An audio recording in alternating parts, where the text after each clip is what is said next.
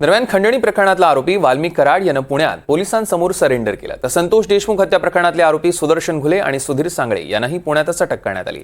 त्यामुळे या आरोपींचं पुणे कनेक्शन असल्याची चर्चा सुरू झाली आहे। नेमकं काय आहे हे पुणे कनेक्शन, बघूयात रिपोर्ट।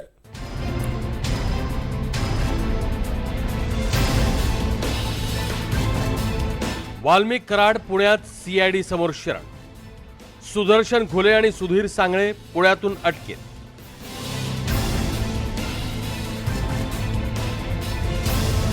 खंडणी आणि संतोष देशमुख हत्या प्रकरणातले आरोपी पुण्यातच सापडले। त्यामुळे या आरोपींना पुण्यात नेमका कुणी आश्रय दिला असा सवाल आहे। खंडणी असेल किंवा हत्या असेल, ह्याच्यात एकतर गोष्ट आपल्याला स्पष्ट झाली की ही संघटित गुन्हेगारी।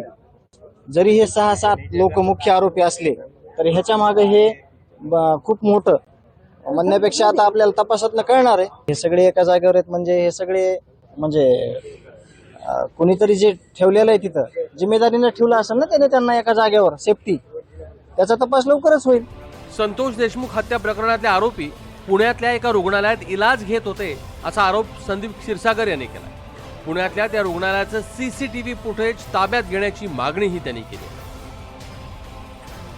साहेब, जो कोणी आहे तो नाही, ते वाल्मिक कराडच आहे।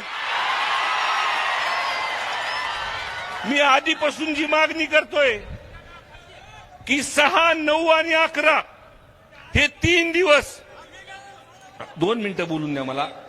6, 9 आणि 11 ह्या 3 दिवसाचं जर रेकॉर्ड काढलं, मला चांगलं माहिती, धस अण्णाला मी रोज बोलतो, अण्णा ओ अण्णा,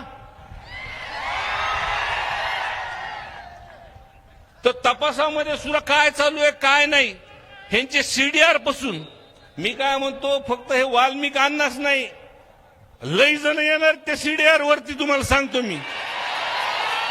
हा मास्टर माइंड वाल्मिक कराड हे जास्त कुठं महाराष्ट्राच्या बाहेर नव्हते, हे पुण्यात होते, हे पुण्यात होते अण्णा। 28 तारखेपर्यंत एका मोठ्या हॉस्पिटल पर्यंत हे इलाज करत होते, इलाज करत नव्हते, त्या बेडवरती बसून टीव्ही वरती सगळा तमाशा हे बघत होते। आणि ज्या वेळेस बीड जिल्ह्यामध्ये आपल्यासारखे लोक जेव्हा रस्त्यावर उतरले त्या दिवशीपासून हे फरार झालेत। माझी अजून एक मागणी, अण्णा तुम्ही बनता रे, तुम्ही सरकारमध्ये, की 28 तारखेपर्यंत त्या हॉस्पिटलचं नाव बी तुम्हाला सांगतो, पत्र बी देतो, त्या 8 दिवसामध्ये त्या हॉस्पिटलमध्ये कोण कोण ह्यांना भेटायला आले ते सीसीटीव्ही फुटेज मधून काढा। फरार झालेल्या दिवसापासून ज्या ज्या व्यक्तींनी आरोपींना मदत केली त्या सर्वांना सहआरोपी करण्याची मागणी होती। खंडणी प्रकरणातला आरोपी वाल्मिक कराड पुण्यात पांढऱ्या रंगाच्या स्कॉर्पिओ गाडीतून सीआयडी समोर शरण आला।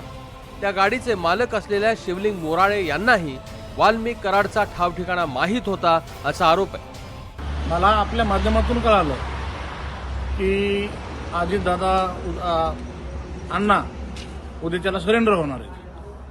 अण्णा सरेंडर होणार आहेत म्हटल्यावर मी आम्हाला रावलं नाही, मी अण्णाचा कार्यकर्ता, आम्ही रातोरात पुण्याला पोहोचलो। सकाळी मी पोहोचल्यानंतर मी सीआयडी ऑफिस विचारित गेलो, लोकांना मला काय माहित नव्हतं। त्याचं ऑफिसच्या आसपास 1-2 किलोमीटर मी थांबलो, तिथं थांबून देत नव्हते, एवढी सिक्युरिटी होती तिथं। थांबल्याच्या नंतर अचानक माझी गाडी बघून त्यांनी अण्णांची एका बारक्या गाडीत आलेले दिसले, मला हात केला की मी अचानक घाबरायसारखं झालो की अण्णा म्हणले मला काय कर, तिथं ऑफिसला नेऊन सोड, मला जरा ही बारकी गाडी याच्यात त्रास व्हायला लागला। मग अचानक त्या 3 जण उतरले, 2-3 जण होते, त्यात 2 जण माझ्या काय ओळखीचे नव्हते। त्यांना मी गाडीतून बसवलं ना, सीआयडी ऑफिसला गेलो, सीआयडी ऑफिसला अण्णाला सोडलं आणि माझी गाडी घेऊन मी निघून आलो। हे आरोपी पुण्यातल्या कोणकोणत्या भागात राहत होते आणि त्यांची राहण्याची सोय कुणी केली, त्यांना प्रवासासाठी वाहनं कुणी पुरवली, पुण्यातल्या त्या हॉस्पिटलमध्ये आरोपींना कोण कोण भेटलं याची चौकशी होणार आहे। त्यामुळे आरोपींना मदत करणारे आणखी बरेच जण, खास करून पुण्यातले, पोलिसांच्या जाळ्यात येण्याची शक्यता आहे। Bureau report, NDTV Marathi.